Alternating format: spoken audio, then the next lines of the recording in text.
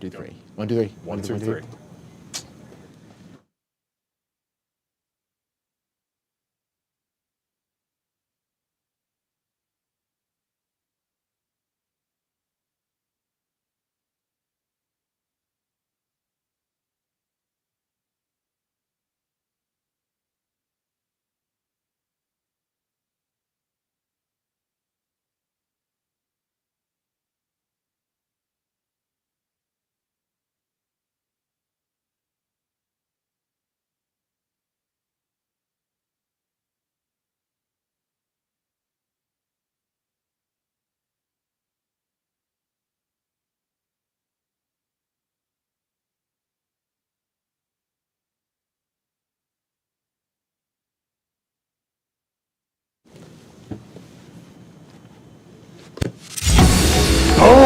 Oh my God, that noise! That came in hot tonight. It feels like a video game lounge when I just came into that. I loved it. 100%. It's Thursday night. This is the Live Zone Primetime. That's Tony P. I'm producer Chris. Thank you so much for joining us, whether you're watching on YouTube right now or you're watching on Fox Local. We got a couple comments already in the YouTube section. I'm loving it. Rick saying, hello, anyone here? T-Meat giving a peace sign. Shut up, Tiffany. Says she's reading Virginia's book right now on chapter 19. The poor girl never had a chance. A reference to the Epstein emails. One of the stories we're going to be talking about a little later. I'm glad people are reading about I know the you survivors. asked what's chapter 19.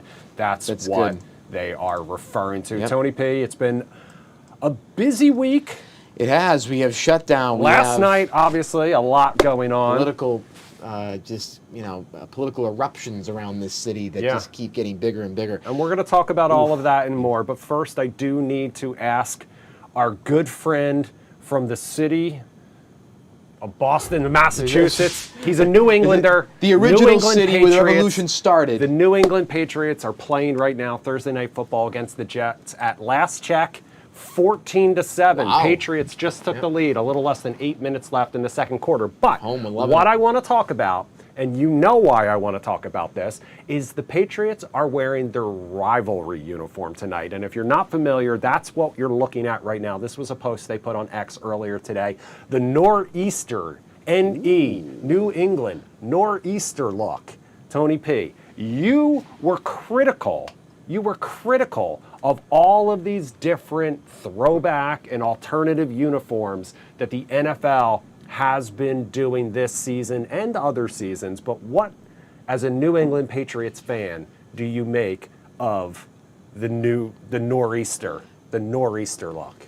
Now, let me clarify my comments, is that in my video, I did say the throwbacks from the 50s and the 40s. I did not say anything about You did say you like the Kelly newer Greens uniforms. I think some of these newer uniforms are really, really good. I think the Nor'easter uniform is better than the current Patriots uniform. I never liked when they transitioned from the old shirt with the kind of like kind of rounded off numbers. They went to these the red stripes. It was kind of. I view the jerseys now as very boxy, kind of like just very plain. There's some rounded off numbers. The Patriots color, the blue's a little bit lighter. I love the white with the blue. Yeah, okay. I think this is where they get it right. So I absolutely love this uniform. I think it is absolutely fantastic. I think one thing maybe you could add the older or the more traditional, the current logo that we've had for the last 25 years. Just make the tint a little more normal, a little more reds in there, and then it would be perfect. But again, overall, I'd say an 8.5 out of 10. Obviously, this is their debut. Will it matter if they win or lose, whether these jerseys you continue to like? Oh, God, no. No, I mean, okay, so if they lose they've to lost the Jets, other uniforms. If they lose to the Jets, Tony P says he's still all in on the Nor'easter rivalry uniform. All right, I respect it. If it's good, it's good. We'll keep an eye on that game. We'll have updates and highlights come. Well, not really highlights. We can't show you that. I have a green marker. That's not a good idea. It's in action. But let's get to our top story tonight. And of course, as you saw right here on the Live Zone Primetime last night, the government shutdown is officially over as of 10:24 p.m. last night when Donald Trump signed that bill. That means hundreds of thousands of federal workers got to head back to work today. It also means paychecks will hopefully soon arrive for all of those furloughed workers and the ones who had to work the past 43 days without getting paid. Imagine that. I know. Imagine without getting paid. 43 days. Can you believe that? Like this. They're There but for the grace of God go I, and You also got they it. are better than me. Yes. There were signs of a return to normal at some Smithsonian museums like the Air and Space Museum, which will reopen to the public tomorrow. This is video from today, though. Most federal workers received notices last night to come back to work either today or Friday. A 2019 law requires all furloughed and unpaid federal workers guaranteed full back pay as soon as possible after funding is restored. Obviously, as soon as possible is very, very subjective, Yes. however. Some essential workers, like TSA agents who stayed on the job, are getting a $10,000 bonus, though. We heard that earlier today from Homeland Security Secretary Kristi Noem. She made it official during an event in Houston. The president previewed those TSA bonus checks, but while he's also suggesting not giving some federal workers back pay, Virginia Senator Tim Kaine told Fox 5 earlier today that back pay was a key condition for his vote to reopen the government. Meanwhile,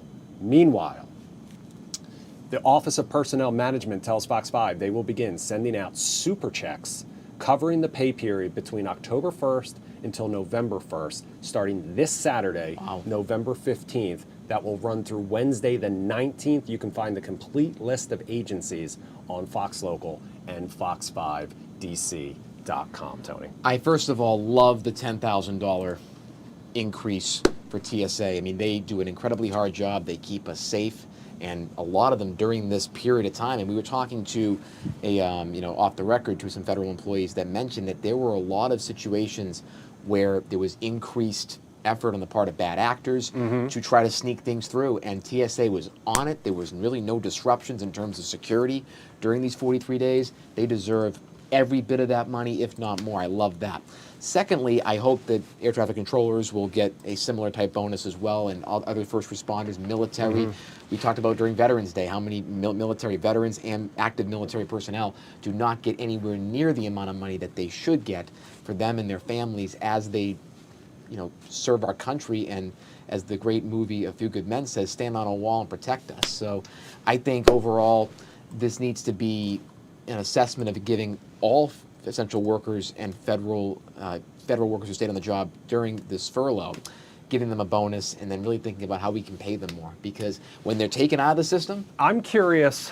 Things don't function. I'm curious how people out there feel about this $10,000 bonus. I have some concerns about it because if someone out there, let's say for example, is working through not getting a paycheck, but let's say their spouse is still getting a paycheck, so money is coming into the house, they might still have the ability to go to work and not get paid. There are other people out there who maybe the full responsibility for providing for their family falls on them and they're not getting a paycheck. And as a result, they needed to take other alternative options. Maybe they needed to take a sick day and do some pickup work here, drive for Uber, anything to be able to provide for their families. Should they be punished and not get that $10,000 bonus at the same time because they had to do what they had to do because their employers were letting them go hungry and not being able to put food on the table? So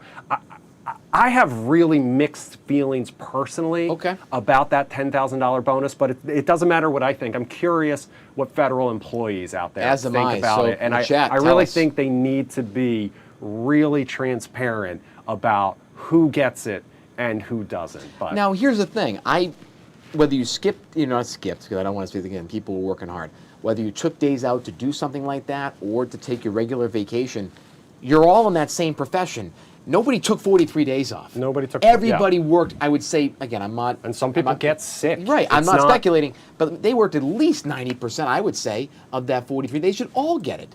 If you were part of that furloughed group that still had to show up to work and didn't get paid, I don't care how many days you took off for sick leave, you earned that sick time. You still should get the bonus. Yeah. Because you were on call, basically. So again, doesn't matter time on the job or off the job or seniority, I do not care. You are in those group of employees, you get that bonus. Let us know in the YouTube comment section what you guys think. We'll read those coming up in just a little bit. Yeah, like I said, I had strong feelings about it when I listened to that press conference earlier today. In the meantime, it's now 9:08. I do want to just read this comment real quickly to Tony P, just because he didn't get to see it. But Fight for Your Light says, hey guys, let's get in the zone. And that's where we are right now, the live zone prime time. Auto zone. And now the auto zone, yeah, exactly. You just get in the zone, auto zone, you know? Shut Up Tiffany says, my family will be happy to finally get paid. That gas into D.C. every day wasn't free. Yeah, exactly. And the president's talked about gas prices going down, but they're not as low. Fight for Your Light says, I'm not a Fed employee, but I can get behind a bonus for those who are impacted with no pay. Yeah, I think a lot of people probably feel that way. In the meantime, Tony P. In the meantime, Tony P., let's talk about what you have been watching today. Okay, let's get into it. Let's do it, my friend. All right, so in Washington today, the Trump administration announced that 4 Europe-based groups linked to Antifa will be designated as terrorist organizations on November 20th. Officials say the move is meant to cut off international coordination among quote-unquote extremist groups, while civil liberties unions and advocates warn that definitions could be challenged in court and could threaten free speech protections. The administration also confirmed that President Trump has been briefed on new military and strategic options for Venezuela.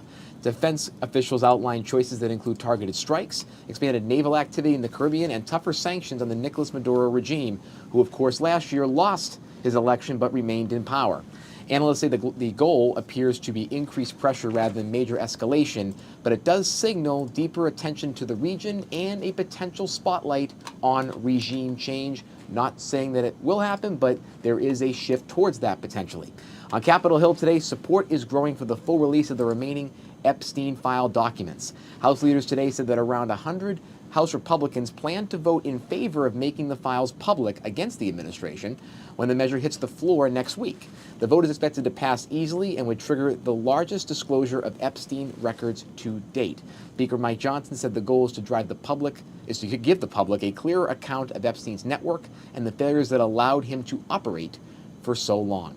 President Trump also signed today a new executive order titled Fostering the Future of American Children and Families. It creates a national platform to help young people leaving foster care find education, support, housing assistance, career programs, and mentors. Supporters say the effort could give thousands of young adults more stability during a difficult transition in their life.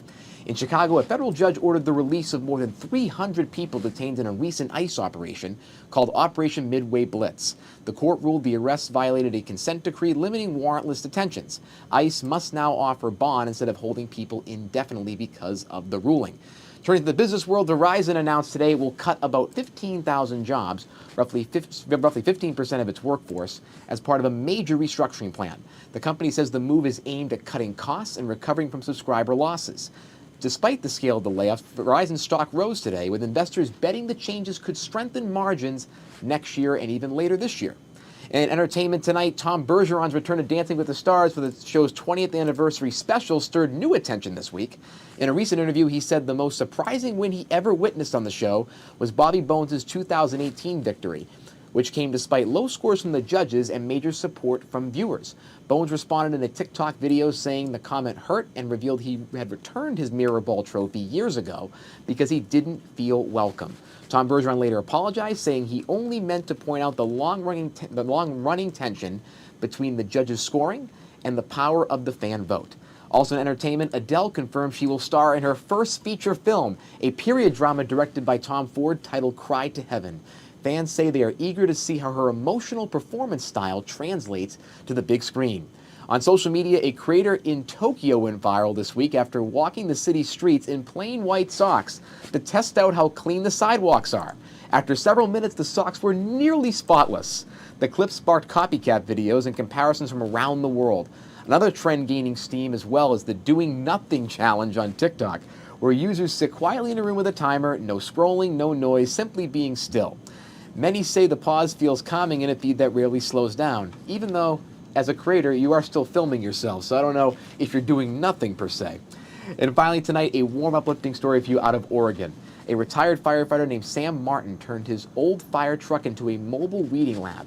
He visits parks, schools, and community events where children climb aboard, choose donated books, and listen to stories. Teachers say it has helped rebuild excitement around reading and brought families together in gentle, joyful moments. I loved this story when I looked at it because we have to get kids to read more. Yeah. And I think this is a great way to do it. It also fosters in-person connection in this era of digital media. I do like Audible and the online books, but sometimes you just gotta have a nice book to read. You can feel the pages. Just the sound of turning it. That's why I love the fact refreshing. that Reading Rainbow is coming back too. Oh, We I'm talked about so that excited a couple about weeks that, Chris. ago too. All right, I want to go back to Adele, starring in Tom Ford's new movie. Yes, I'm so excited for her. She a is lot a of people great were performer. surprised that Tom Ford directed movies, but he's actually done 2 so far. So was Single I. Man, and he did Nocturnal Animals. They are highly stylish movies, usually very dark, but I highly recommend. They were very good. Jake Gyllenhaal. Yeah. Who's the guy from?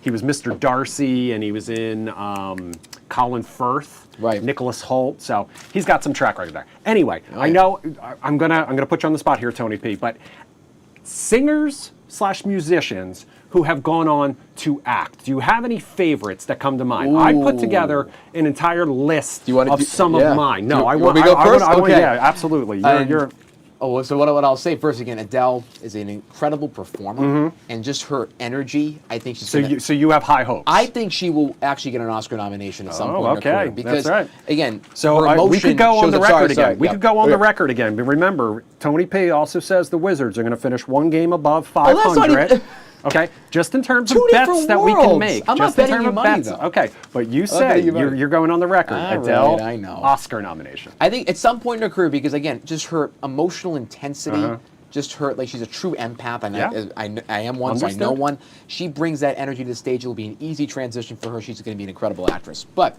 when looking at my kind of top 3 or top 5, I would say Barbra Streisand's an incredible actress who won Grammys, got Oscar nominations. So let me ask you a question. Was Truly she a great artist. singer first and then became an actor, think she or was. was she always kind of a dual threat? I think she, at her beginning, was more of a singer. She was more of a singer. Oh yeah, totally. Shut Up, Tiffany. Yes, Tom Ford, the designer. Yes. So When you say, I know. I'm not saying shut shut up, Tiffany, but that is her name in the Sorry. chat. I just want to establish that. Right. All right. No, So but I absolutely love that Barbra Streisand. Barbra Was Streisand. another really good singer. All right. Oh my! There's so many of them.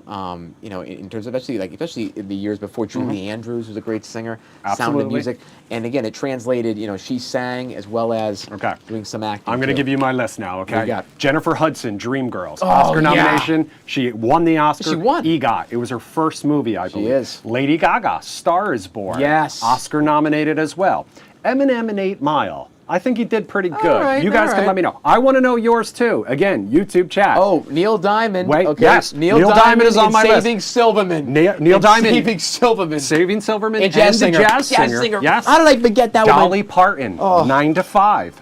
Meatloaf Right. in Fight Club. Meatloaf was in Fight Club. Meatloaf was in Fight Club. They call him Robert Paulson. Remember him? David Bowie, Labyrinth. David Bowie in Labyrinth. I also like David Bowie in, he was in a Christopher Nolan movie with Hugh Jackman and Christian Bale. Cher was in Moonstruck. She won the Oscar an in Oscar for 87 that as for well. that one. Ice Cube in Anaconda. Okay, first of all, Okay. Ice Cube. Ice-T in Law and Order SVU. Okay, so TV's counting for you. TV, acting. So Right, singers okay, that's musicians true. who have made the jump. Okay, I'm also going to go Britney Spears in Crossroads. Another really? successful crossover. Really? Listen, I'm not saying the rest of what she's done. Harry Styles in Dunkirk. Okay. Okay, he's also done some other movies. He did a good one with Florence Pugh. Olivia Wilde directed it. Can't remember the title of it. Harry Connick Jr., Independence Day.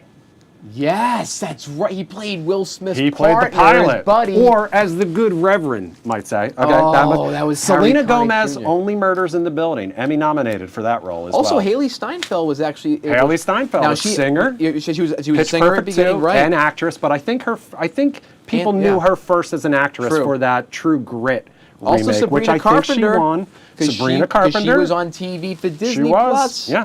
So And then that's became a that's bigger my singer. list. That's my complete list. I love that. Let us know what you think. YouTube comments. We go all day. This is a good one.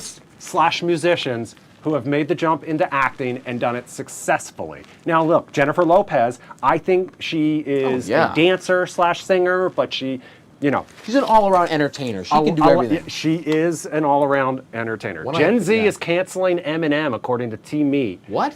However, Shut Up No. Tiffany says Gen Z loves Eminem, so I don't see how that's possible. Gen Yeah, Alpha I does mean, too. he's been, I mean, he's gotten involved socially and Yeah. with anti-poverty stuff in Detroit. I think he's okay. I just think people maybe think his music isn't as great as it once was. I think about Mom's spaghetti frequently. Yeah, I All love right, it. guys, we're going to take a quick break. You can keep weighing in on this topic in the YouTube chat. When we come back, we're going to take a tonal shift. We're going to Yes. talk about those Epstein emails. Yes, and we're going to other talk things. to a political analyst all about it. We're going to take a quick break. Like I said, we'll be right back.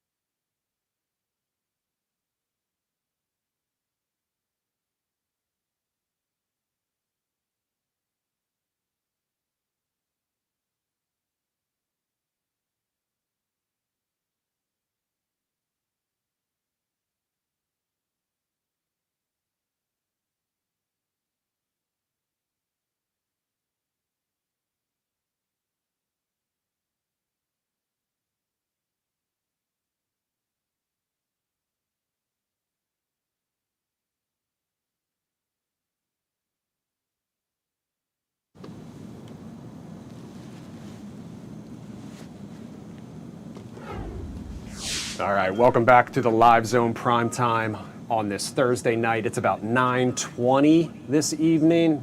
Tony P, let's go ahead and check the score real fast. The Patriots still 14-7. Loving it. About 2 minutes left in the second quarter. Almost My made it God. to halftime, so those uniforms apparently good It luck. worked. The All right. AFC might run through Foxborough once again. You got a few years of reprieve, but the Patriots are coming back to be hated by most of America, and I can't wait. Buddy. Remember who won the Super Bowl last year? Listen, we'll how talk many about do you that later. have? We have 6. How many do you guys have? 2 or 3? What is it, 3? I deserve Okay. that. I deserve that. All right. You lost to us, too. The government shutdown may be over in serious news, but the question swirling around President Trump's alleged relationship with convicted sex offender Jeffrey Epstein, those questions are not going anywhere. When Congress returned yesterday, lawmakers signaled that they plan on pushing forward with a vote that would force the Justice Department to release all of its files related to the case. We also saw new emails released yesterday that some people say imply the president knew about Epstein's crimes years before Epstein was arrested. Meanwhile, President Trump dodged questions about those emails last night, moments after he signed that bill to reopen the government, Tony. I mean, when you look at this case, it's truly heartbreaking, and nothing about the politics of this. It's about the survivors and the young women that were impacted by this for years. And nobody paid attention to their stories. When they went to the FBI, was ignored. Then finally, some brave people in Palm Beach started to look around into this, and when they finally did try to get some justice, they got this soft sentence for basically a year of supervised release. So I just hope, no matter where you stand politically, that we look at this moment in history as a moment of accountability. And I hope these files do get released, because we can figure out who may have been involved. Were there cover-ups? Were there people in power that knew about it and didn't do anything? Because that right there is a tragedy, that you didn't stand up when you saw people in your life doing something like this. I mean, it goes to show you the dual system of justice that may exist in this country for many and still does. So it truly is one of those moments where you have to reflect as a country and think about where we're going to go from here. Yep. And to talk about all of this tonight, we're going to really dive deep. And tonight on Live Zone Primetime, we're joined by leadership expert, foreign policy analyst and political analyst Samantha Carlin. She's the founder and CEO of Empower Global and the head instructor of the Women's Leadership Challenge course. Her work sits right at the intersection of leadership, politics, gender, and global affairs. Samantha, thank you for being here with us tonight on Live Zone Primetime. Thank you for coming on. No, I'm so happy to be here. And I think that last point that you just made, really thinking about the victims and what it's like to come forward and testify against really powerful men, it's terrifying. And they went without justice for so long. So I'm really glad that you brought that point to bear, because it is so critical that there is accountability, and it sends the message that people will be held liable, not just for perpetrating this, but for knowing about it and not standing up and just being bystanders. That is, may not be legally complicit, but there's complicity there. Right. And as someone in, the space, about women's leadership and empowerment and really, trying to change these systems, how do you think this moment, the release of the files, the controversy around it, is impacting the fight for justice for so many women, who face this on a daily basis?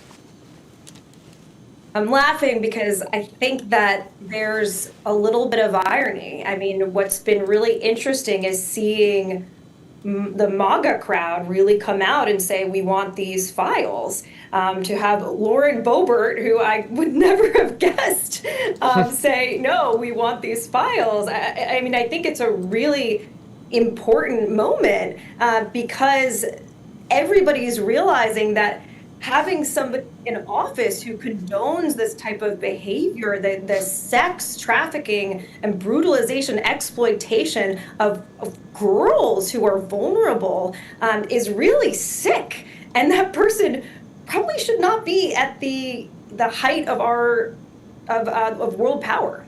Do you think that this moment may spark legislation or increase protections for people that do come forward, and for women who go through this awful, horrific actions against them? Do you see new laws being spurred by this? Are you seeing that in your circles in DC, or not so much?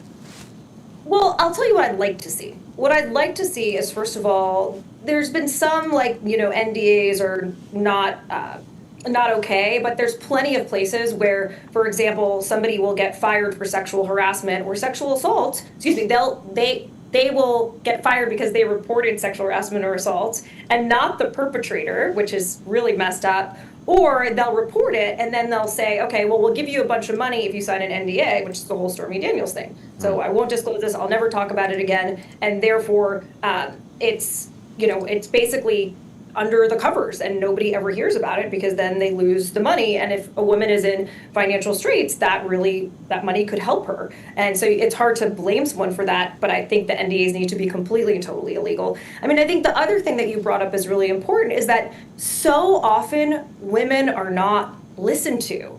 And I remember the Kavanaugh hearings, and I was up by the Supreme Court, and there were so many women with signs that said, I was sexually assaulted, I was raped, and nobody listened to me. And there was this moment of, someone is listening or caring, and this is on TV, and people were crying. I mean, it was really incredibly emotional. So the other thing I would like to see is a court system that listens to women, a system that realizes that where rape, it's not so hard to prosecute rape. I remember being at a police station, this was probably 15 years ago, and the police officer said, well, there was this gang rape case, and it was on video, and this woman came forward, and there was a bunch of witnesses, and there was video of it, but they didn't, the prosecution didn't get anything. They didn't go to jail. Wow. And it was what? It is so hard to prosecute rape, because often it is a she said versus he said thing, and that's why when a lot of women come forward together, that's when you actually get movement, whether it was on Epstein or Harvey Weinstein. But that's a lot harder, and I wish people would listen to women the first time. And based on your incredible depth of experience in this space, we have seen in this entire case over the last 10 years, it just shows a lot of men in power not holding people to account and letting this slide.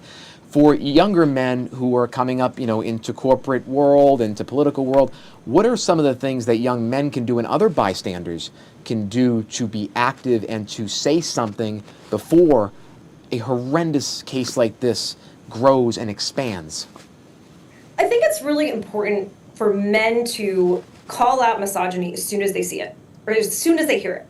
As soon as they hear, a male colleague who's denigrating a female colleague, who's taking off their wedding ring as they go to the happy hour to go hit on the interns. This definitely happened to me in New York. Who is, they hear that they're a boss that's hitting on the person that works for them, whatever, that they call it out immediately and say, this is not okay. This is not acceptable. This is not manly. This is not masculine. This is frankly pathetic, that kind of behavior. And I think that men really need to be allies, because when women are always the ones to do it, people are always like, oh God, it's that feminist again. She's calling somebody out. She's probably making a big deal over nothing. Good point. And what we really need are men that are calling that out.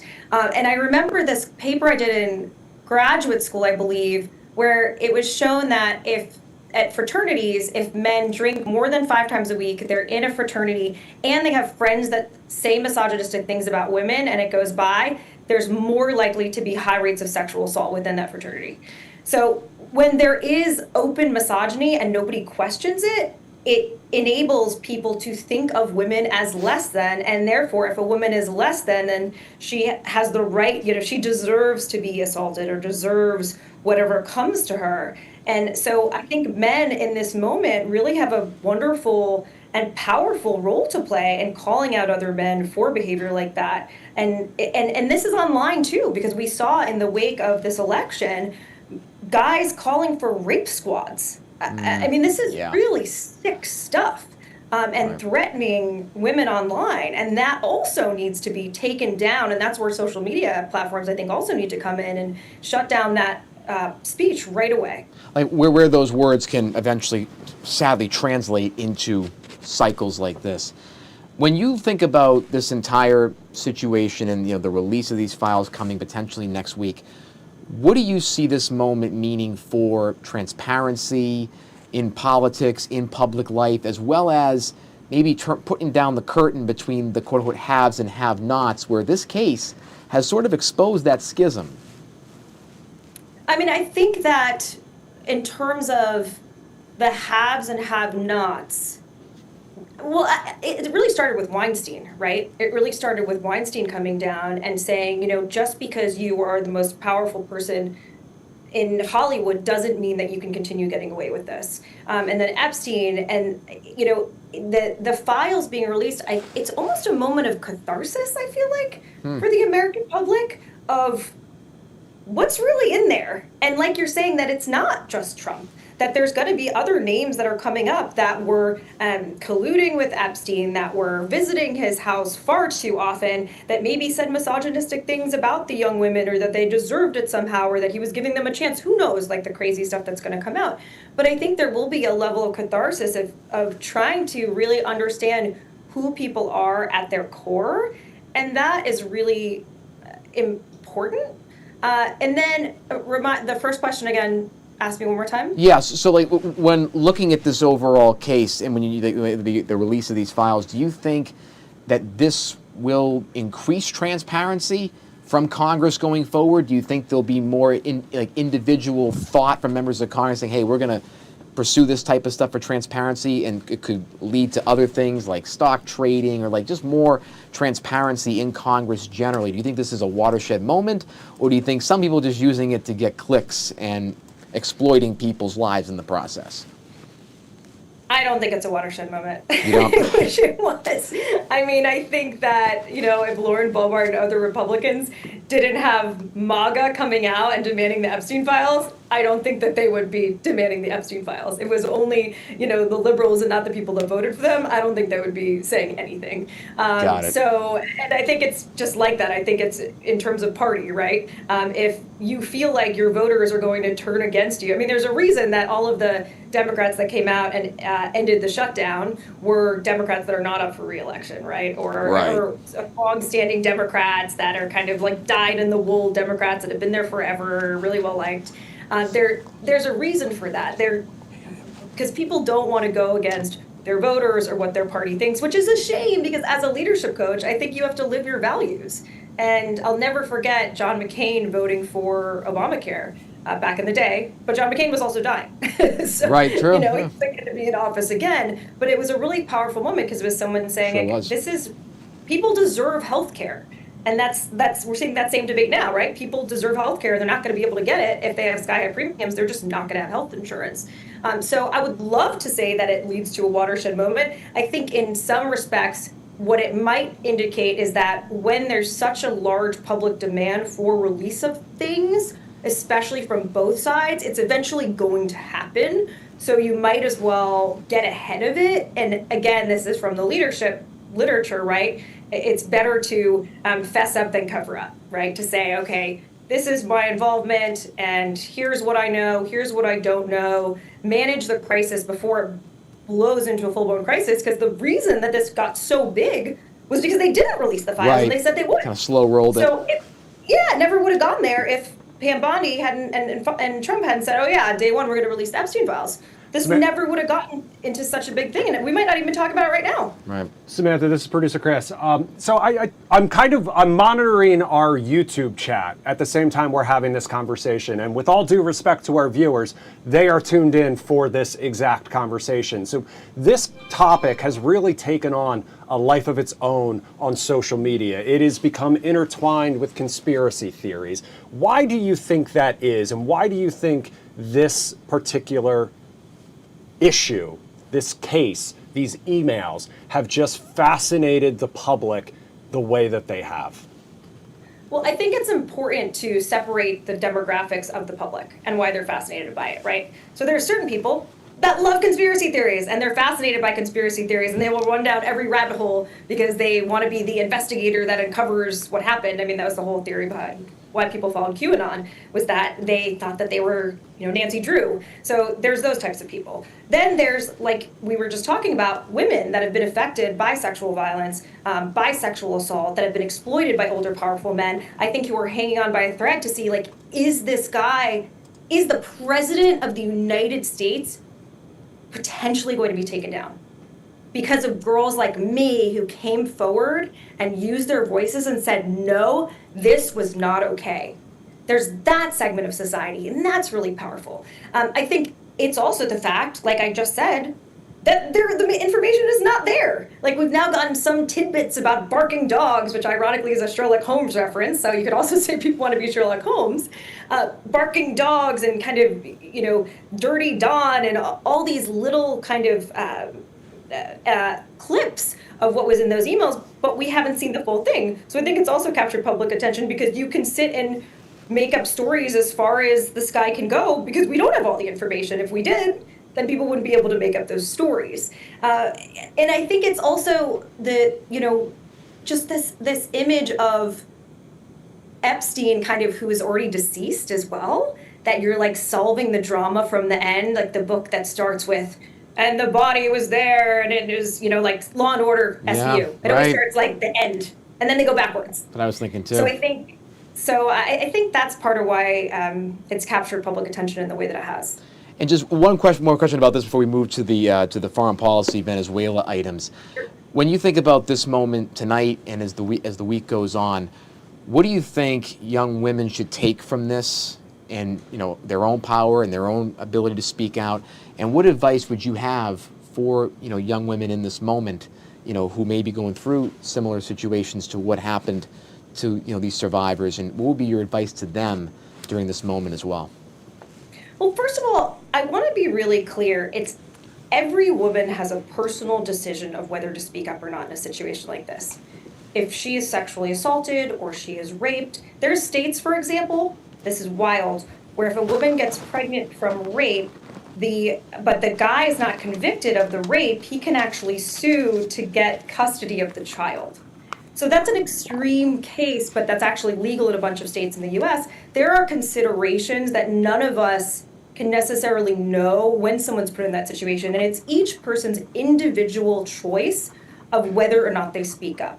So I could go, say here, you should speak up, but I think it's about being strategic, right? speaking truth to power, it's actually a segment I teach in my women's leadership class. For example, are you the right person to speak up? Maybe you actually have to find powerful allies, and they're the ones to say something, and then you're giving them the story or the data to be able to bring that forward. Or you're building a coalition, just like in this case, where you're joining forces with other women who have potentially been assaulted by the same person as you, and you're coming together in a sort of class action suit. So that's being strategic, but, leveraging power brokers, leveraging coalition building to be able to come forward. And I think the last thing I want to say is that you matter, and your voices matter, and your pain matters.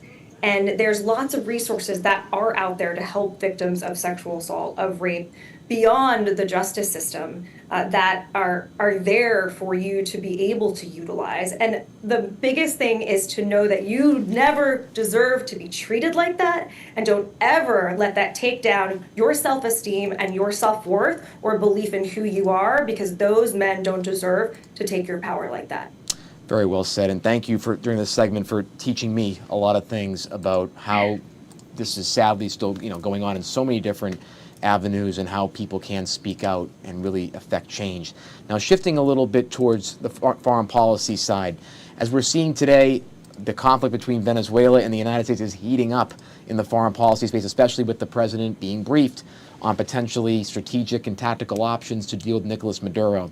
When you look at this situation between both these sides, do you think that this moment is shaped by the internal instability of Venezuela's government with the presidential transition that never happened?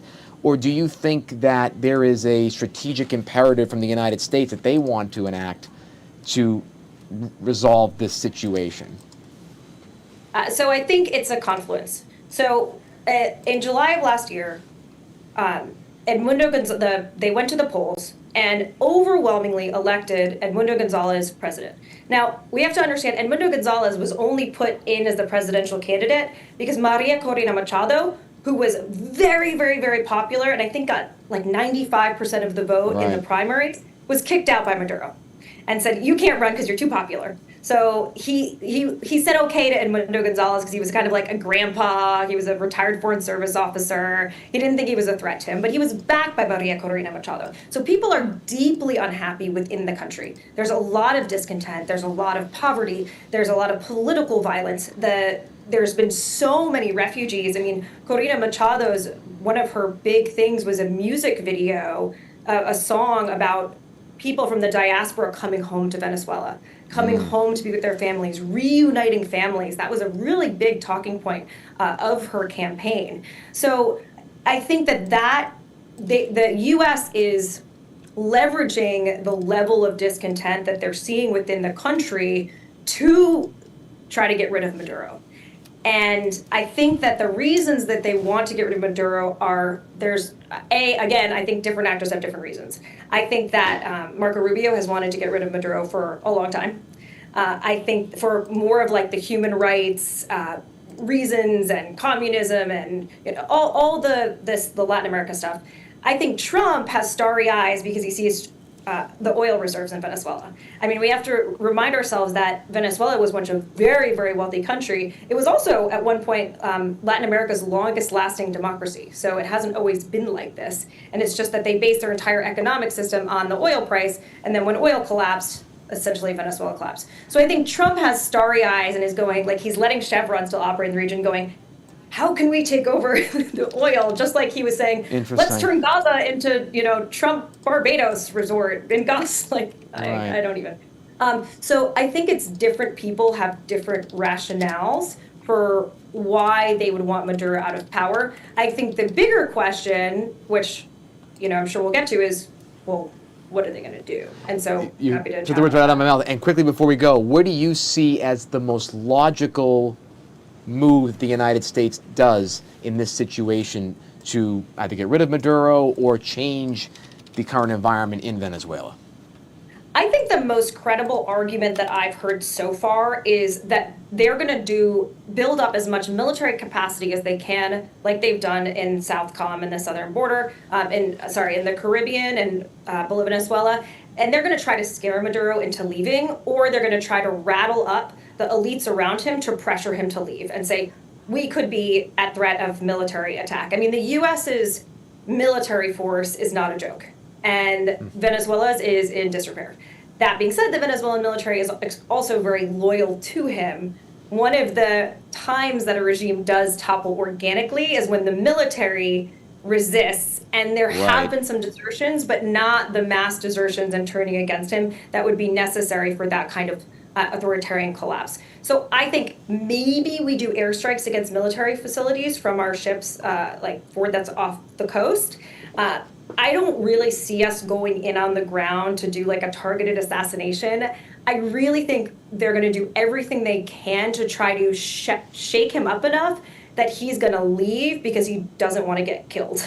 That's what I think right now. And then Maria Corina Machado, I mean, it's a whole country that they're going to have to rebuild. All of the systems are broken in the education system, healthcare system, everything is just in disarray. Of course. But that's I think, the first line of order, because Americans also overwhelmingly do not support an overthrow of Maduro right now. And Trump likes being popular. Exactly. So I don't think he wants that.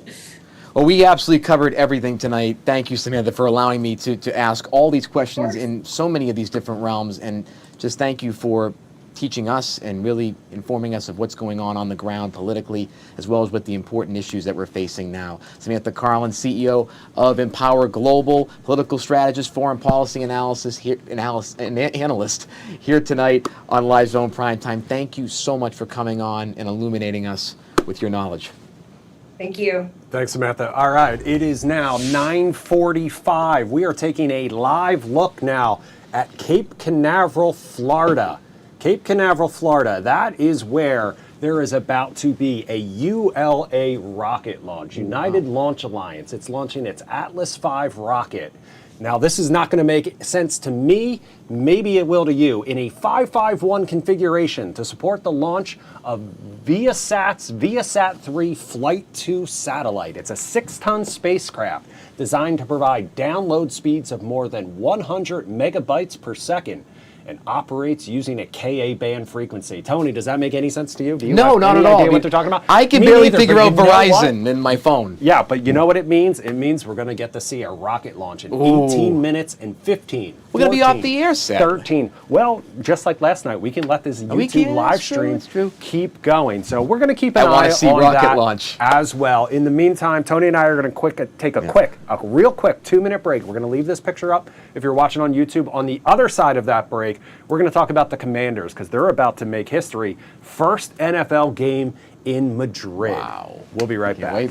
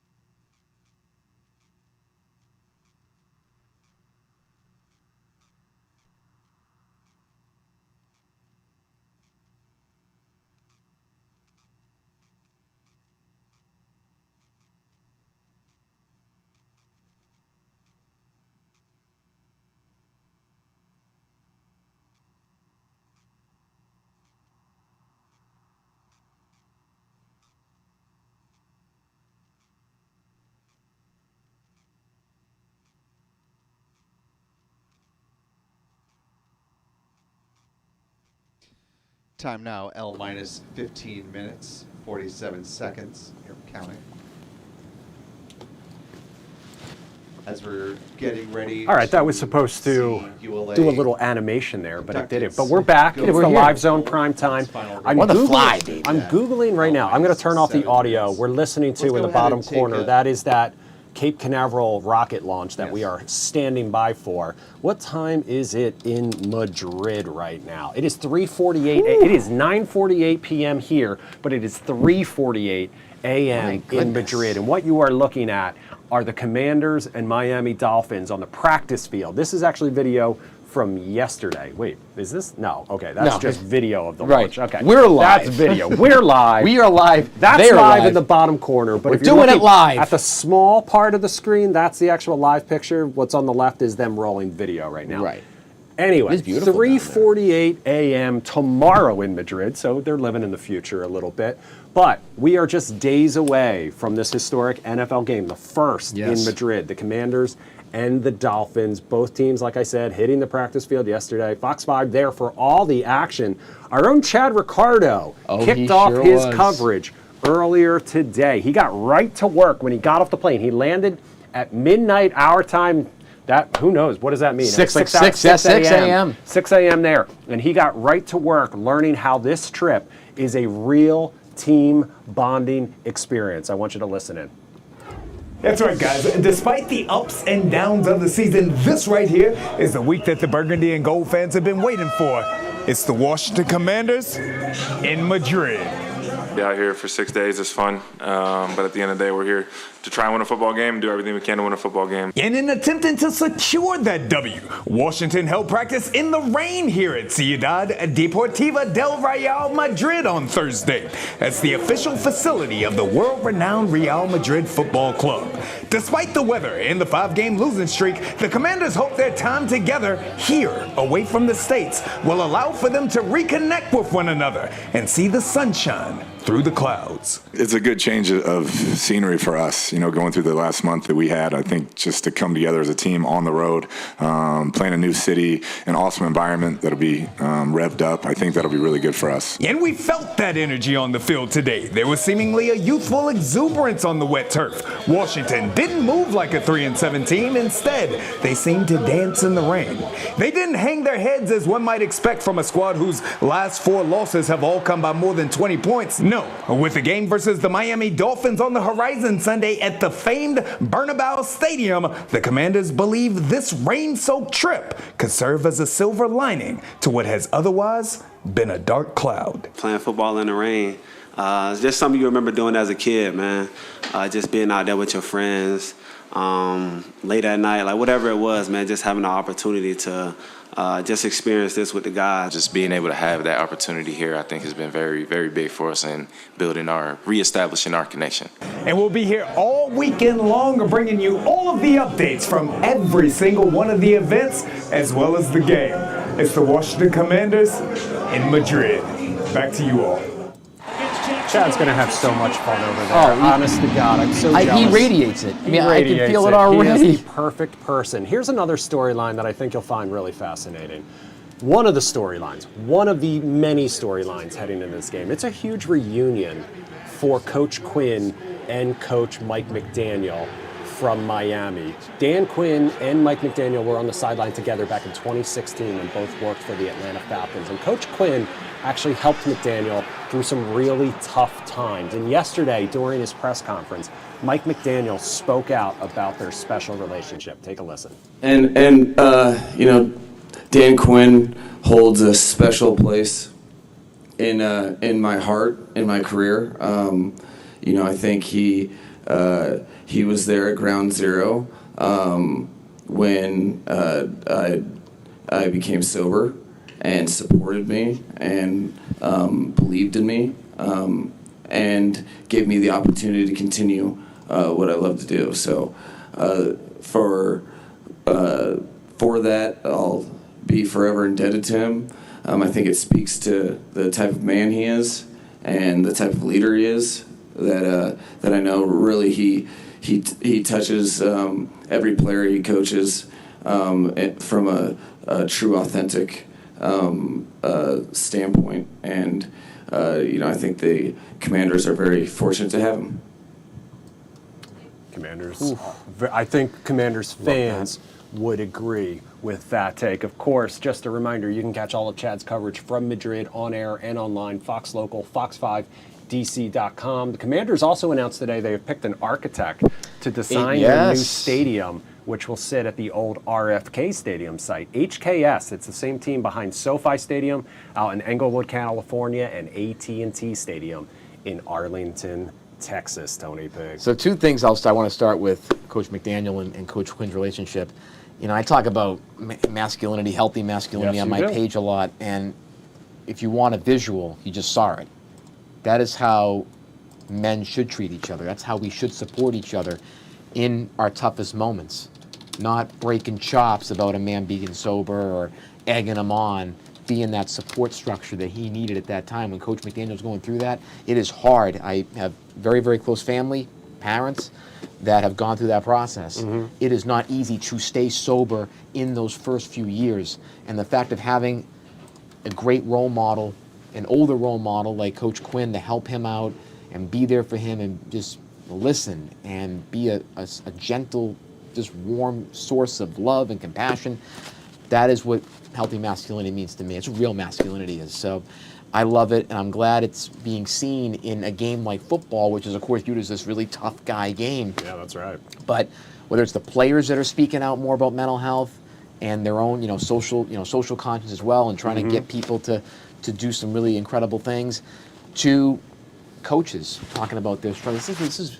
It doesn't make you weaker, it makes you stronger. Right. And I've done some work with a couple of high school and college teams where that type of vulnerability actually brings a team closer together and can help you win championships. That's right. Because you're together and you understand your role, and you also understand that the people standing next to you love you just as well. So I just am so touched by that moment there between the two of them.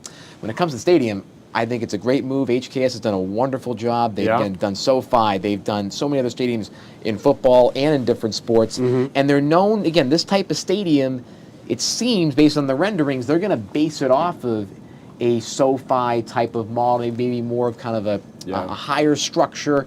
But this is going to be possibly a crown dome, because we know that the team wants to host the Super Bowl someday. Not just have the Commanders playing it, but they also want to or retractable or something like that of a future Super Bowl. Yeah, so I think it's a great call. Again, if they want to go with someone who has experience in this, who understands what it's going to mean to make I would say, an adaptable stadium where you can have a retractable roof, maybe have a dome in case of a Super Bowl or a cold weather game or rain. I think it's a great move. Also, isn't that kind of be a cool job to design football stadiums like. What would be the one? I don't like doing buildings. Buildings are different. Would want to make sure. What is the one thing you would want? This was an Insta poll that we had earlier today in our Take It Two. Some people said the dome. Some people said plenty of bathrooms, which is key. Listen, for me, it's all about the accessibility. My major complaint with current Northwest Stadium is getting in and getting out can be, anyone who's been there knows exactly what I'm talking about. That hike to the metro station, the parking situation, the roads in, the roads out. It took me like 2 hours to get home from that Beyonce show. It is 9:57. We are 3 minutes from the top of the hour. That is normally when we sign off. We will sign off on Fox Local. We will hand it off to the Fox 5 News at 10 team. Shamari, Sydney, Josh Rosenthal, Jim Loke, the whole team, they'll have you covered on all of the news of the day squad, and the evening. However, we are just 6 minutes away from this rocket launch, and we don't want to leave you hanging there. So we'll keep this YouTube live stream going, and we'll keep this live shot up. We'll shut up, but we'll leave the shot up. And I just want to go back to the reunion we talked about between those two players, but I'm gonna call out our YouTube comment section. Actually, I appreciate everyone watching. I appreciate your passion. I appreciate you weighing in, but keep it civil, please, people. All right. Yes. I understand you guys might passionately disagree about certain things, but keep it civil, please. Keep it clean, and that's what we're all about. You're right. Live Zone Primetime. Get in the zone. Right. And get in the zone. Does everything people. have to be dramatic? Like, this is what I would tell folks. This is someone who's I'm an influencer. I do this for a living in a lot of ways. so many things you say to each other you would never say in Hey, person. Team Me, too much information, okay? I'm not even going to say it out loud, but TMI, I'll tell Tony offline. We understand you got to get up early. We didn't need all the rest of it, all Yes, right? But thank you. But again, let's just be, you wouldn't say that stuff to people's faces. Come on, like, we can debate, we can have a good time. So let's be civil. Like, and we appreciate the engagement, but we also want people to feel, they can come in and have a good time. I'll let people read it for themselves on that bottom comment. Tony P is reading it right now. You're welcome, everybody. All right, in the meantime, there you go. 5 minutes and counting. We are 1 minute away from the top of the hour. Thank you, everyone, for joining us. Yes. Coming up tomorrow night, it's Friday night, Tony P. What are we going to do tomorrow night? We're going to talk about what's new to stream at home. And Tony P is he's gonna rue the day. He's gonna hate to hear it, but the new season of Secret Lives of Mormon Wives is out. And you know that is top of my list, baby. I know. Top of my list. But we've also got some new Christmas movies out for all of Beyond Fred Claus. Beyond Fred Claus for all the fans ready for something to watch. We've also got, what else do we have? We've got some new movies, right? We got including one starring Reacher star Alan Ritchson. That might be right up your alley. But thank you, everyone, for joining us. Thank you. Like guys. I said, Fox Local, you guys are going away. You're going over to the Fox 5 News at 10. We're just standing by. 4 minutes and 20 seconds. 4:20. Yeah. There you go. We're getting You guys get it. He might. That's why he's got to pee in a cup tomorrow. Anyway. Oh, is that what it was? Oh, God. I don't you know have to say that out for a loud. fact. I don't know that for a fact. I'm just making jokes I know it's true. over here. Just making jokes over here. Look, it's past my bedtime. Oh, me too. All right. We're getting there. We're still going. Had fun. Thanks, guys. Fight for your light. We had fun, too. Thank you so much for joining thank you, us. guys. It's a lot of fun. All right. Less than 4 minutes, Tony P. I'm going to cross my legs. It's funny because this is actually the second rocket launch of the day. There was a Blue Origin flight earlier today I saw that we also were coming in streamed live. Also, we have the AL and NL MVP awards came on the air just minutes before we came on the air today. And if I'm not mistaken, I'll let you say who they were. But if I'm not mistaken, I'm pretty sure both of them for the AL and the NL both repeat from last year. I think so. So Shohei Ohtani in the NL, of course. I mean, truly one of the greatest baseball talents in history. I think he's pretty close up there. He had 2 of the best games, arguably, in baseball history. In the same game.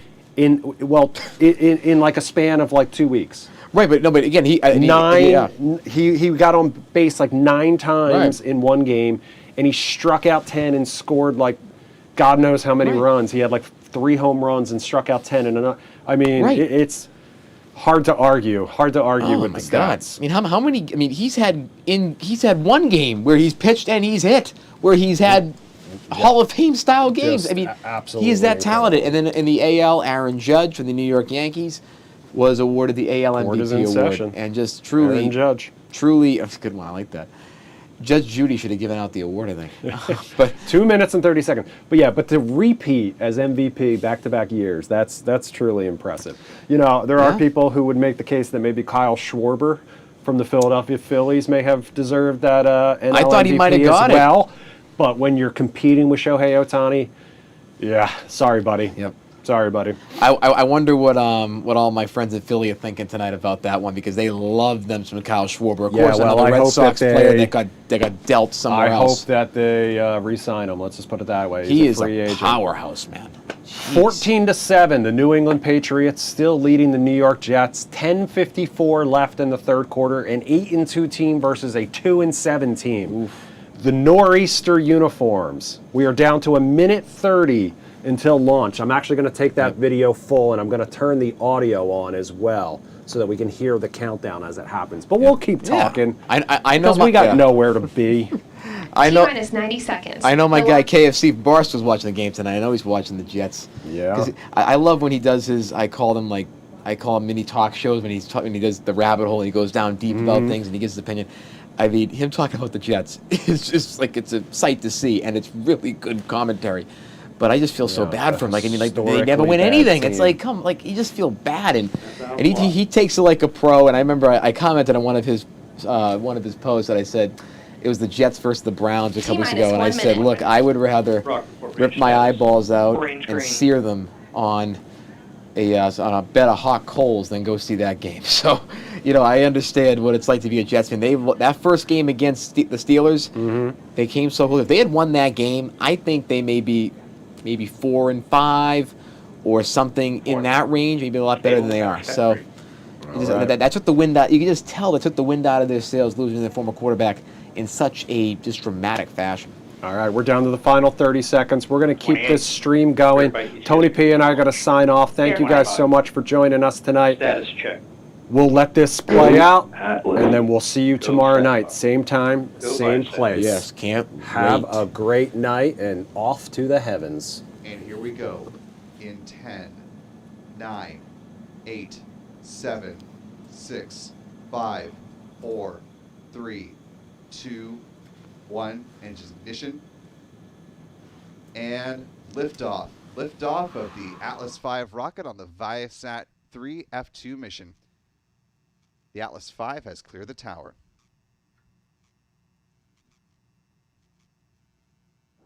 Atlas is switching over to closed loop control.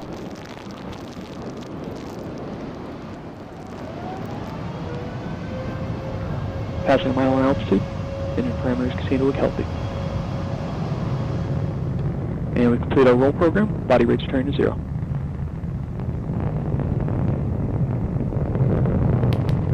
Mach 1, Atlas is now supersonic. Hydraulics continue to look good. Engine parameters stable. You are hearing Max Q, Daniel maximum Brunson, dynamic pressure. providing launch vehicle ascent data. Vehicle's throttling back up to near full power. Passing 3 miles downrange, approaching 8 miles in altitude.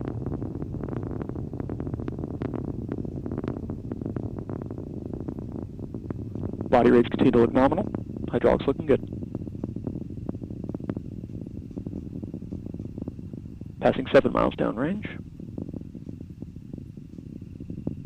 Vehicle's beginning to throttle down in preparation for SRB burnout.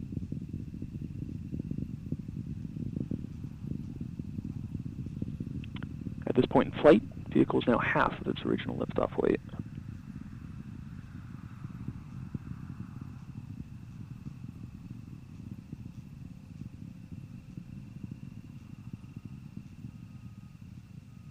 And we have good indication of burnout on all 5 SRBs. Vehicle's throttling back up to full power. Passing 30 miles downrange, 28 miles in altitude.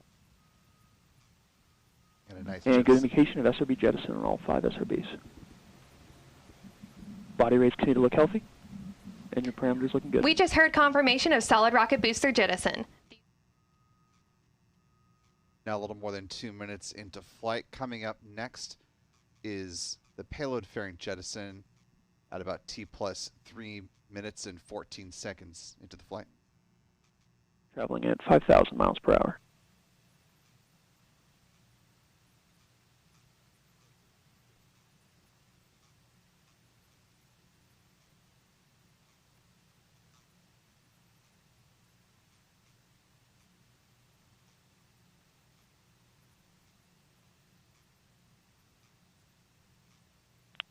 Booster's going to begin throttling down. Maintain 2.5 G's acceleration in preparation for PLF jettison. Payload fairing jettison. Approaching 60 miles in altitude, 6,600 miles per hour. And we've got activation of the second stage RCS system. Hydrazine coming up to flight pressures.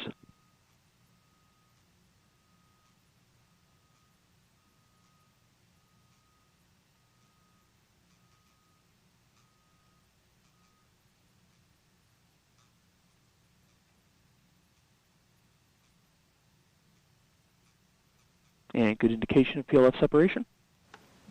Flight commentator Daniel Brunson just And called out PLF confirmation of payload fairing jettison. Now 3.5 minutes into the mission. Booster engine cutoff is less than a minute away, coming up at about T plus 4 minutes and 23 seconds. That'll be followed by stage separation and then the ignition of the RL-10 engine on the Centaur upper stage with a start of the first out of 3 RL-10 burns.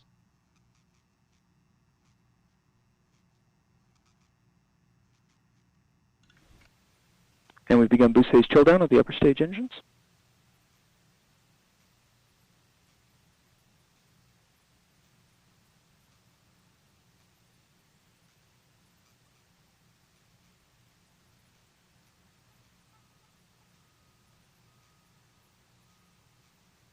And we've completed boost phase chill down.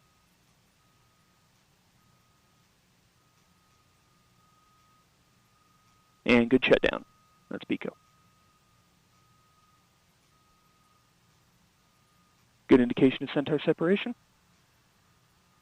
Pre-start on LO2 and LH2.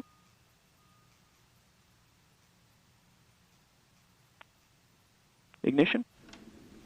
And full thrust.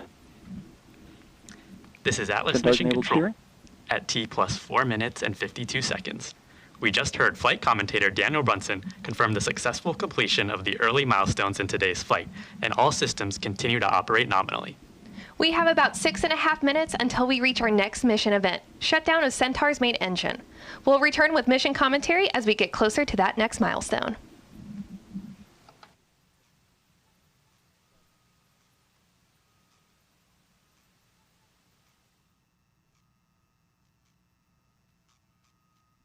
So far been a very nominal flight for United Launch Alliance with its Atlas V rocket. Just under 6 minutes remain in this first plan burned. RCS thermal conditioning firings continue. Hydrazine line temps are beginning to approach bottle temps.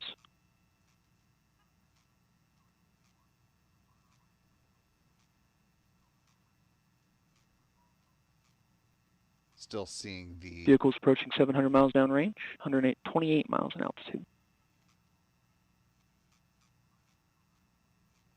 seeing the glow of that RL-10 engine from P. Carson's tracking camera on the ground. That's the little dot in the center of the box on the right-hand side of your screen.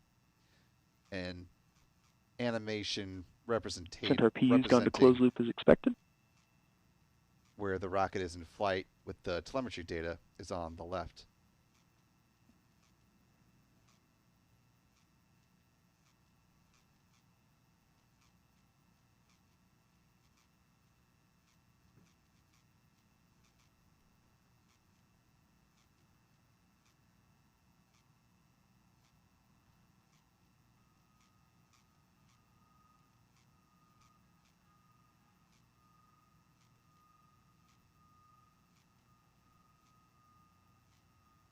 And we've switched over to our TGERS data format. Signal strength continues to look nominal.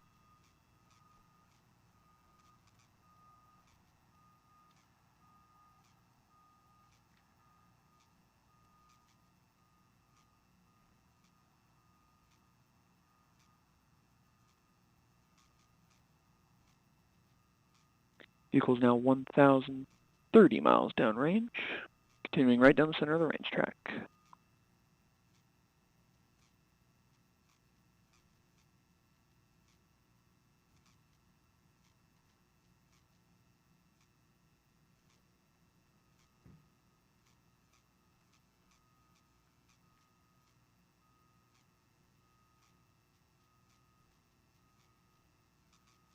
Engine parameters continue to look healthy. Body rate's looking nominal.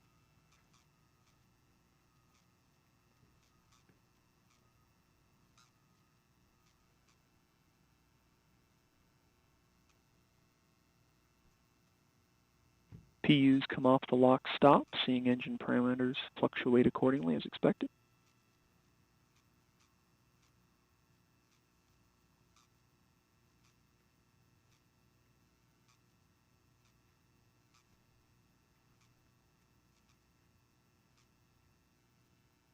And hydrazine line temps have converged with bottle temps.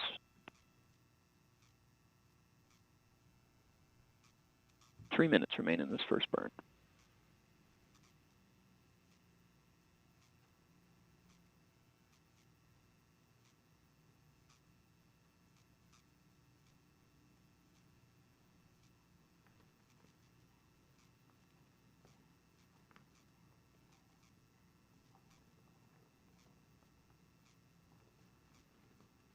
Vehicle approaching 1,450 miles downrange, 145 miles in altitude. Engine parameters continue to look healthy.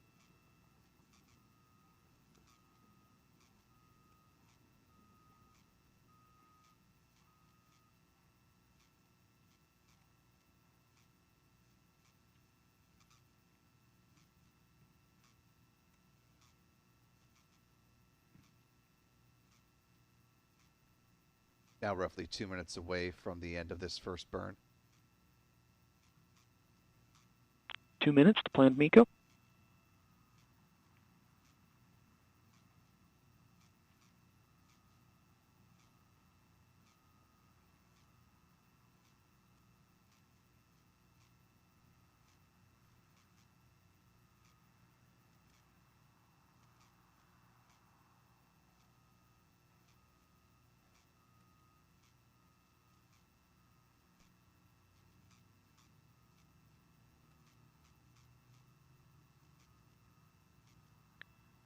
Vehicle body rates continue to look nominal. RCS thruster firing is continuing as expected.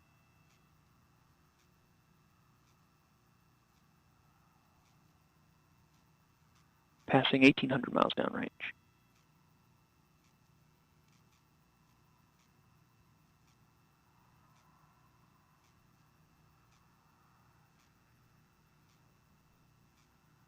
One minute to plan MECO.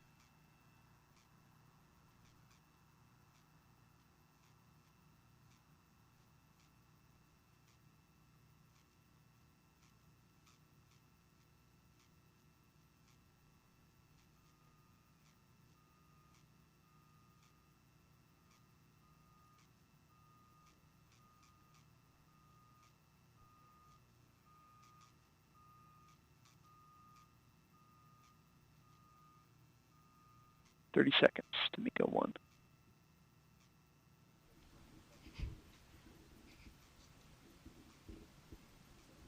This is Atlas Mission Control at And L we have plus IIP 11 minutes Vantage. and 10 seconds. We're coming up on the end of the first of 3 Centaur upper stage engine burns. Let's listen in.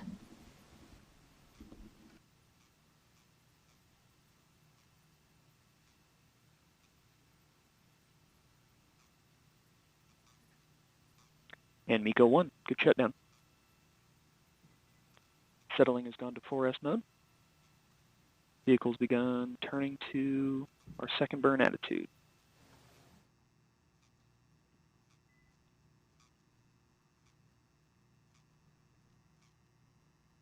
Teams have now entered into a roughly 10-minute coast phase with the Centaur upper stage. This coast will last until about T plus 21 minutes and 35 seconds. ULA will continue to provide views with this live telemetry through the second out of 3 burns of the RL-10C engine. That second burn set to begin at T plus, as I mentioned, 21 minutes, 35 seconds, lasting about 5 minutes and 20 seconds, give or take.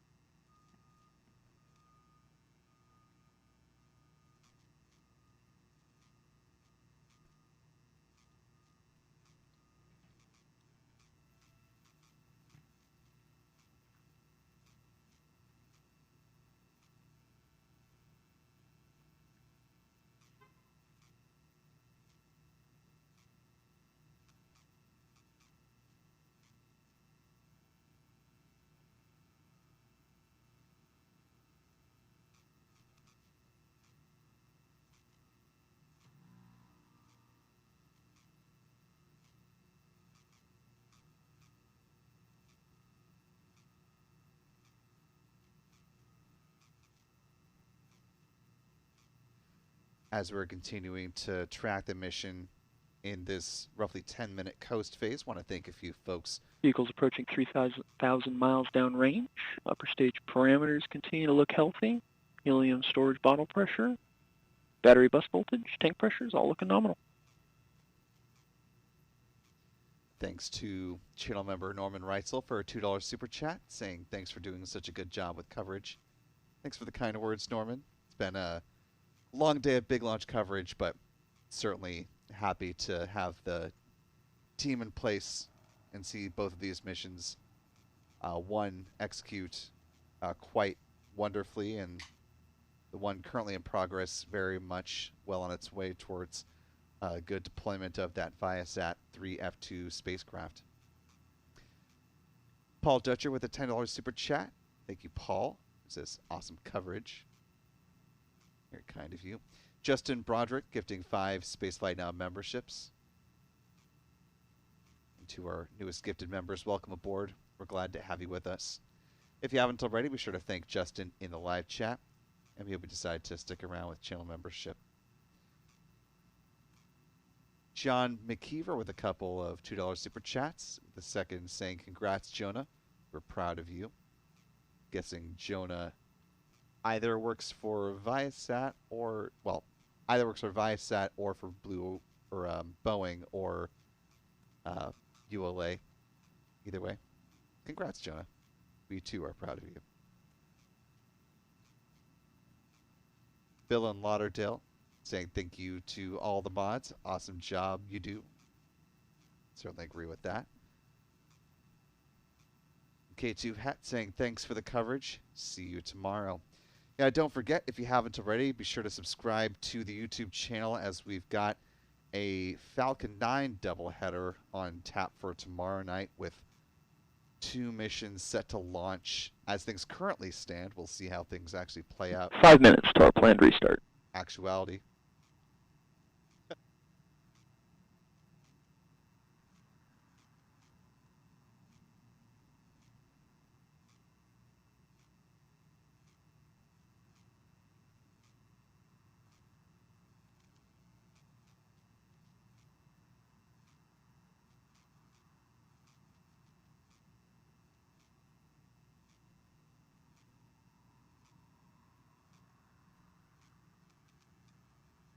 Both of those Falcon 9 launches currently scheduled to launch within the 10 o'clock hour. Part of the impacts from now the resolved government shutdown, but the still ongoing emergency order in place by the U.S. Department of Transportation and the FAA, which restricts commercial launches to fly. 4 minutes to our planned restart. Upper stage parameters continue to look nominal. Between the hours of 10 p.m. and 6 a.m. local time, which is why this Viasat 3 F2 mission is as launched during the time that it did. After the scrub because of the liquid oxygen vent valve issue on the booster during their first launch attempt, teams worked to reconfigure the launch plan for this mission to make sure that they could organize for time launching within the restrictions placed by the FAA, but still allow the Viasat 3 F2 spacecraft to get to where it needs to go in geostationary orbit without using too much extra propellant and shortening its mission life. 3 minutes to MES 2.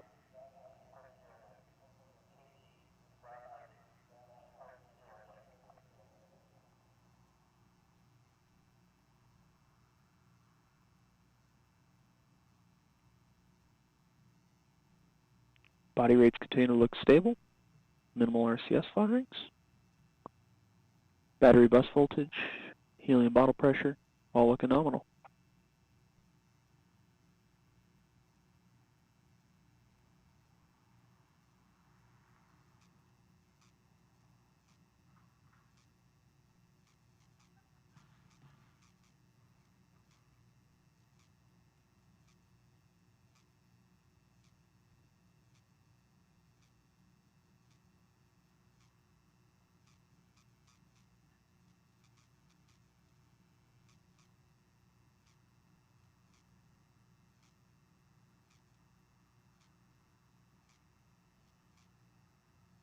2 minutes to planned restart.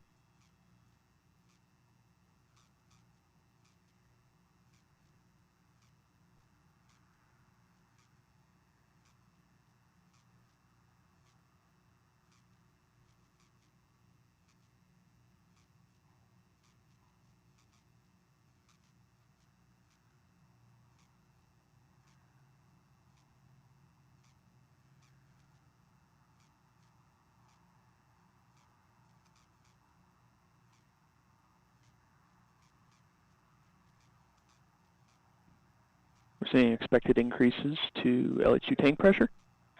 Preparation for restart.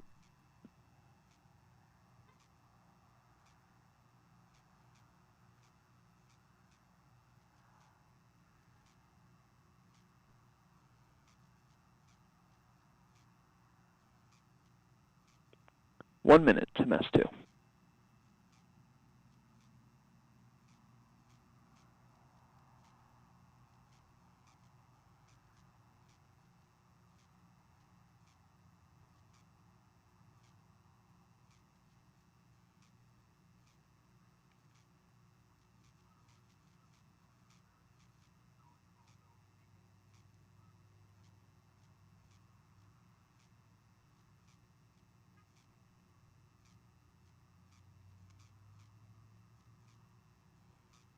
LH2 pre-start.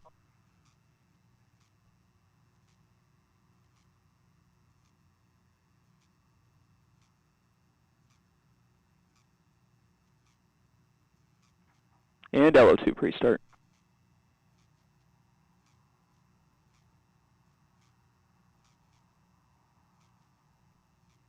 Ignition and full thrust.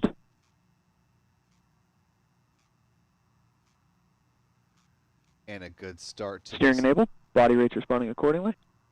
second This will burn be just over a 5-minute burn. of the RL-10 1C engine. As you heard, the second burn out of a planned 3-burn sequence to send the spacecraft on its way.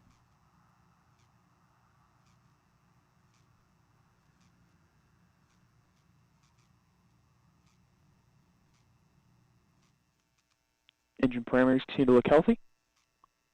Body rates looking nominal.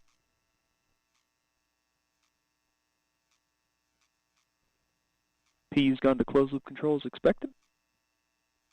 As we continue to watch this burn, let's go ahead and wind the clock back and show you a little bit of what we were able to capture at liftoff.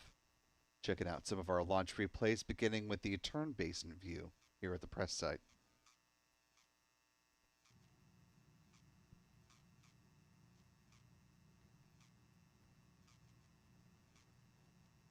Vehicles passing 5,300 miles downrange, 100 miles in altitude, traveling at near 19,000 miles per hour. Engine parameters responding to hydrogen correction from PU, all responding nominally. Just under 4 minutes left in this burn. Now moving on to the South Tracker by Pete Karstens.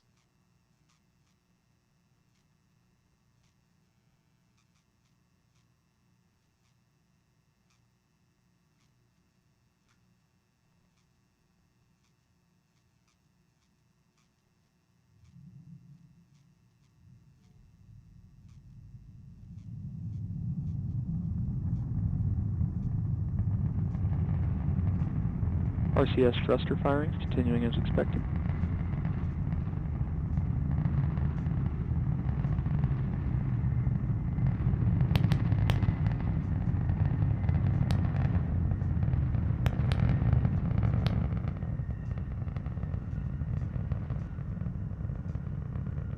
Three minutes to MECO 2.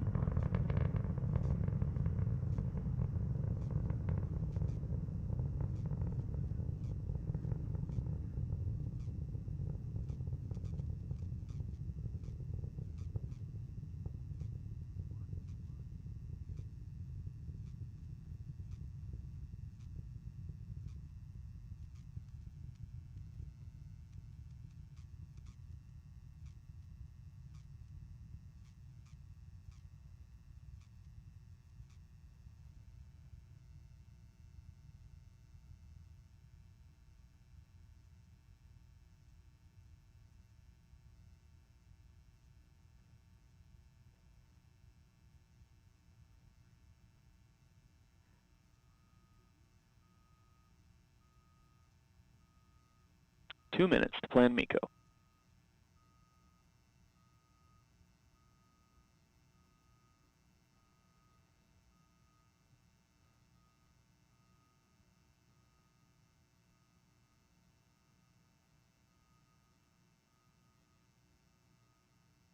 Passing 6,000 miles downrange.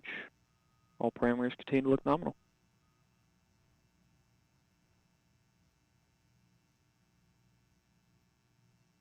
90 seconds left in this burn.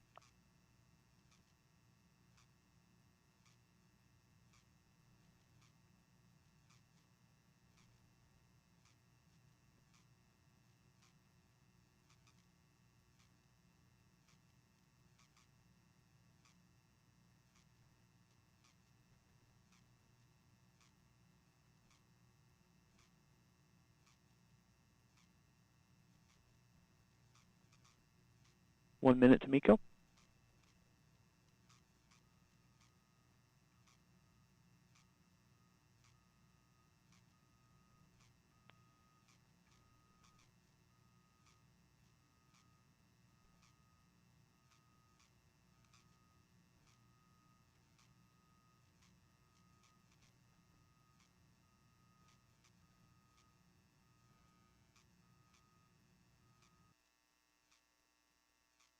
.30 seconds to MECO. Shifting to the wide tracker. A little bit of heat distortion there at liftoff, which is why things look a little compressed for a moment. PU's return to open loop.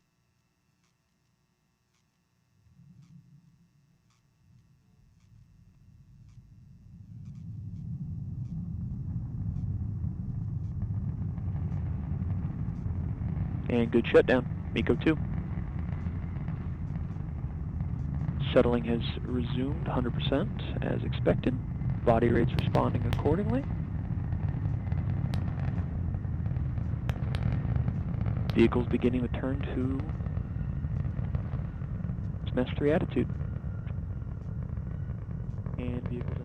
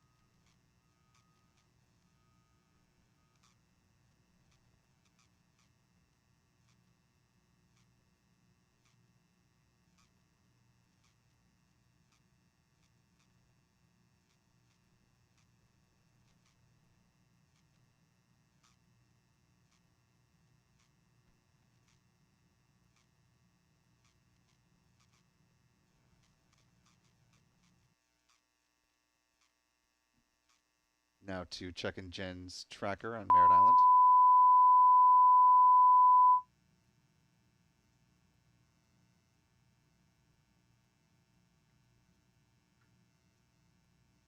Apologies for that tone.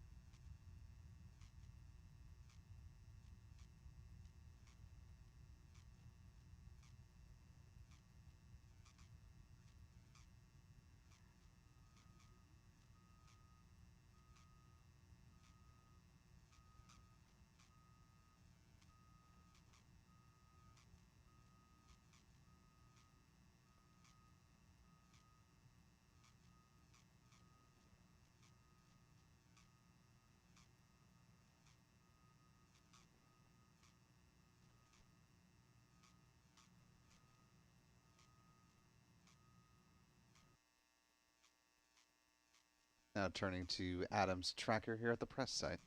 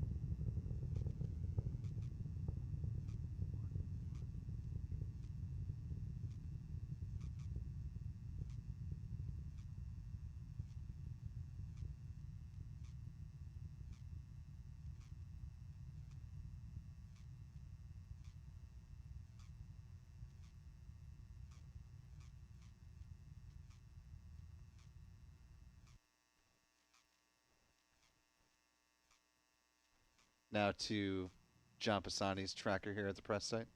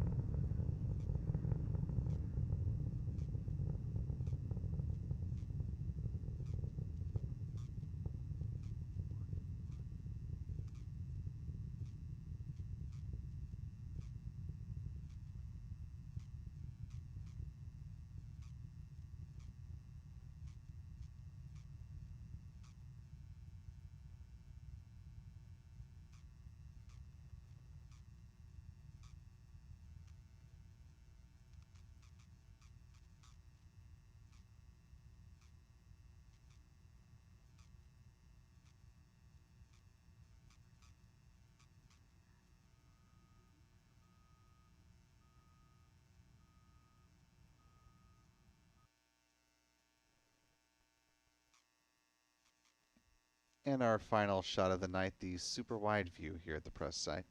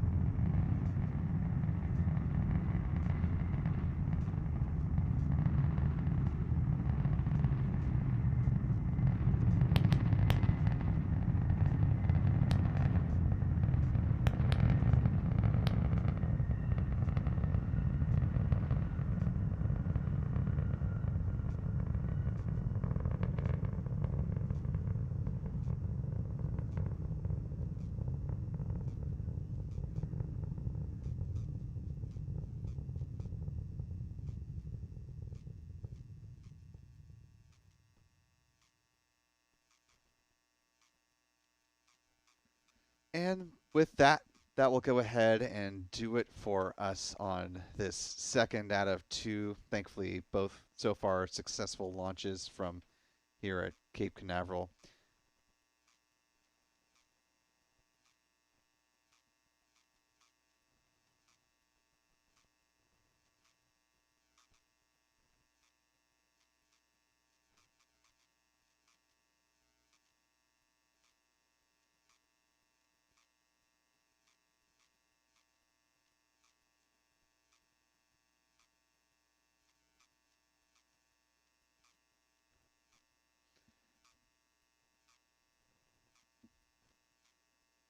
want to thank our friends Pete Carstens with Max Q Productions and Chuck and Jen Briggs with C&J Images for their support of tonight's launch. Thanks as well to our moderators in the live chat, to Jeff Hansen, Rick Donner, and Astro Joe for hanging out with us and helping keep things kosher in the chat. Also thanks to channel member Cumulus Granatus for helping to answer folks' questions. Big ups to our photographers for some excellent work throughout the course of both this launch as well as the New Glenn flight from Blue Origin. Be sure to follow them at their handles here on X if you're not already. Adam is at ABurnNYC, John at John Passani Photo, and Michael at MD Kane Jr. Spaceflight Now is also on X, Threads, Blue Sky, and Facebook. You can find us just by searching Spaceflight Now.